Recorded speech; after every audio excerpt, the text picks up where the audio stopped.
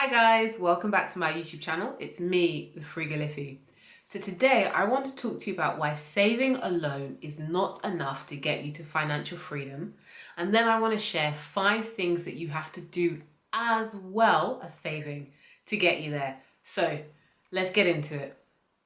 On this channel, I advocate frugal living and as a byproduct of that, increasing your savings rate. I firmly believe in deferring gratification in order to build up money for the future, but it's safe to say that our cash savings today, especially today, are not working hard enough to make financial freedom a possibility for the majority of us. The bottom line is interest is not working for you and inflation is absolutely working against you when it comes to cash savings.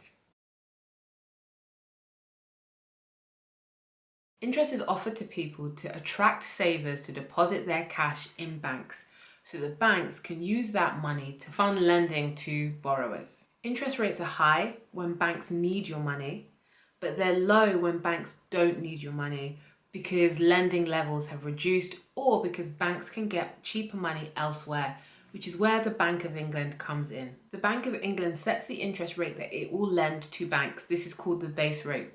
And it's this base rate that is killing our savings today. Central banks like the Bank of England have a responsibility to stimulate the economy. So when the economy is in a weaker state, the Bank of England will lower the base rate to encourage people to borrow more money and to reduce the cost of existing debt, so that you have more money in your pocket to spend on other things.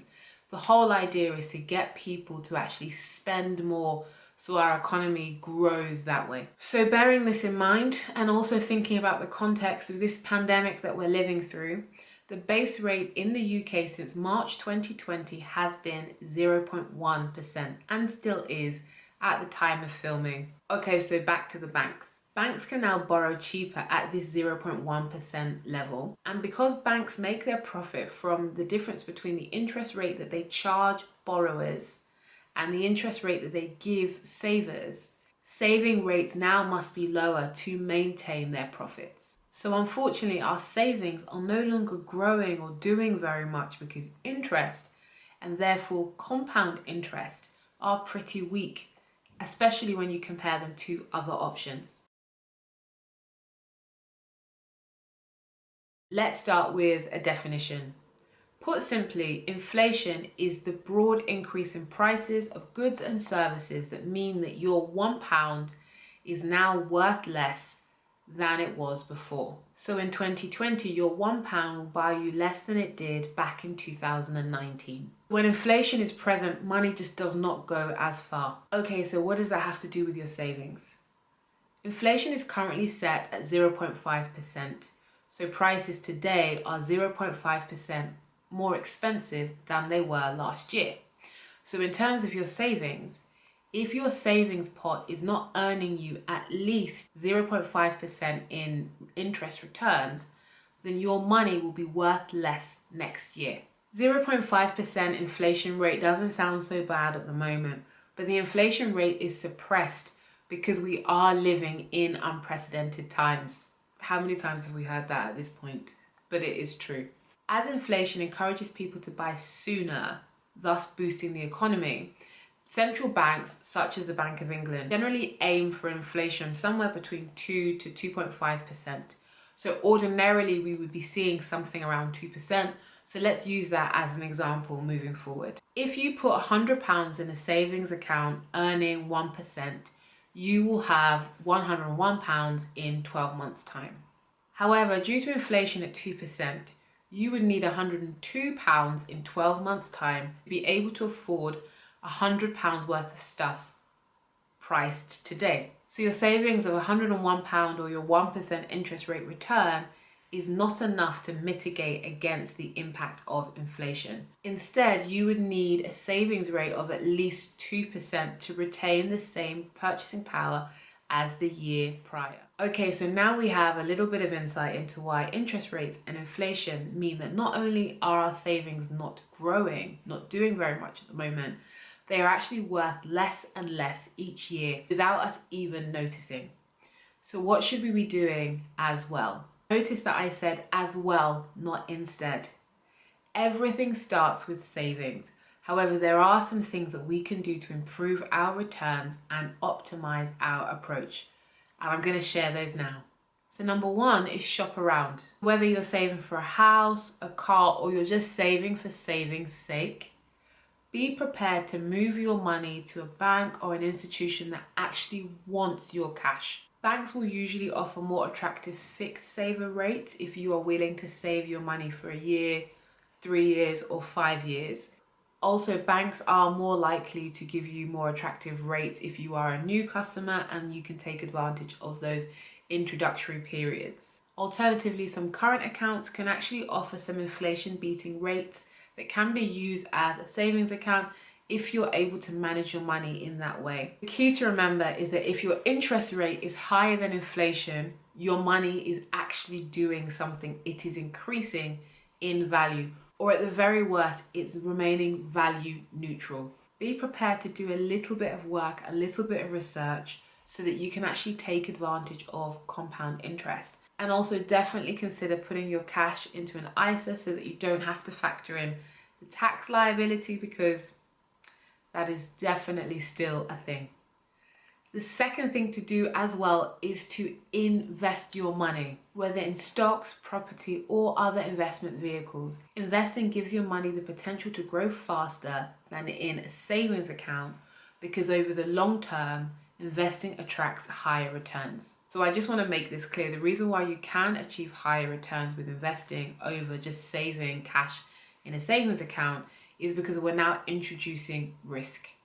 Risk means that there is a potential for losing your money. So you have to bear that in mind. So with that said, if you are saving for something in the short term, 1 to 5 years, investing is probably not going to be the right option for you.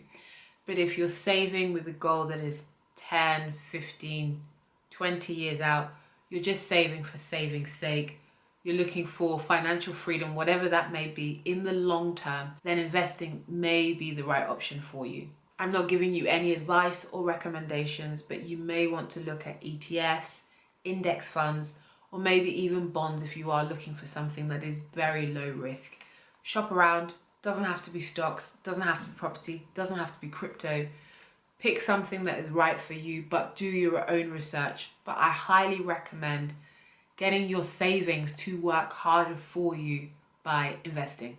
Number 3, prioritize your career. Side hustles are great, and extra streams of income are incredibly important in your saving and financial journey. However, maximizing your salary from your 9 to 5 is a really efficient way of increasing your income so that you can save, invest, and fund those side businesses. Within your current area of expertise, look to increase your skills and stretch your abilities in order to attract pay rises, job promotions, and even new job offers. You don't have to embark on expensive study like I am now with my MBA, but there are a number of cheap or free courses that you can find online if you want to actually go down the education route. Alternatively, taking on stretch assignments at work will put you in a stronger position to actually make more money. Effectively, however you do it, increasing your income is the aim. So if you need to go up a grade, if you need to become more senior,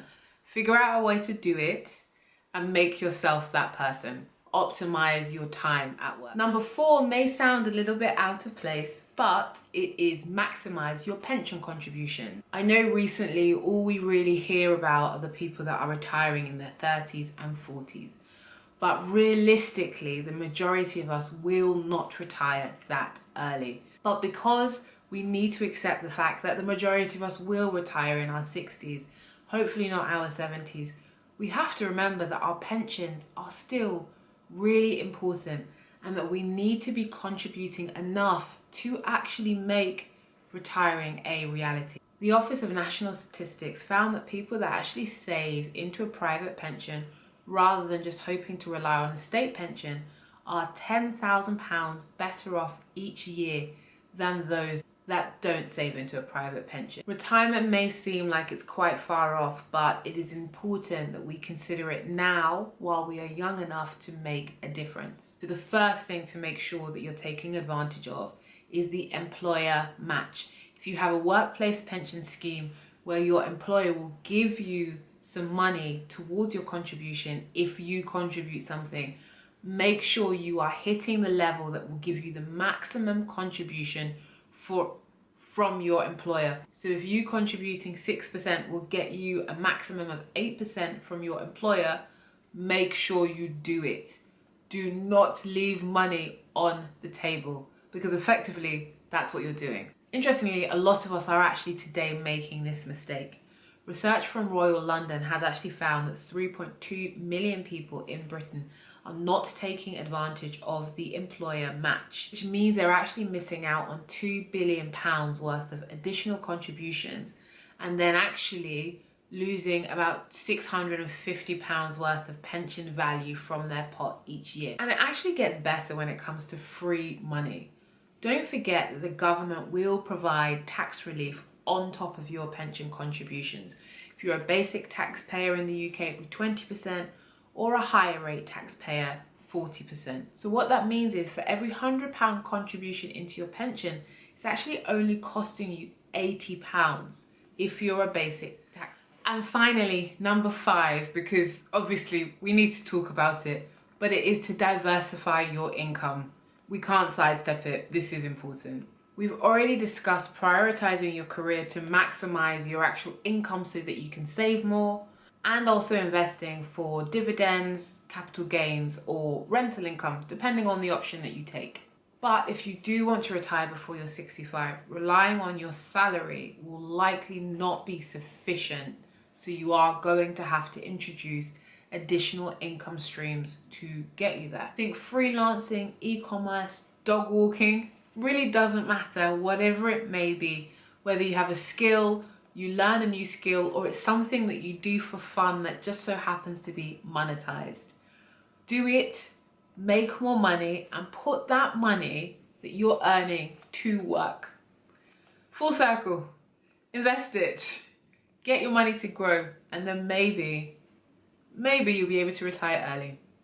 Maybe you'll be financially free. Okay guys, so that was the end of the video. I hope you enjoyed it. If you did, give me a thumbs up. The algorithm needs it. The more people that give me a thumbs up, the more people that see these videos, the more people that get this message, and we build a bigger tribe. So please give it a thumbs up and subscribe so that you can see more videos like this. This was a very, very, very simple introduction to inflation and interest rates. If you would like a deeper dive into what these concepts actually mean, please let me know in the comments below, because I am keen and excited to make more videos like this and actually get more in-depth, explore these for myself and with you all, so we can keep up our financial education. Anyway, I hope I see you next time. Until then, thanks. Bye.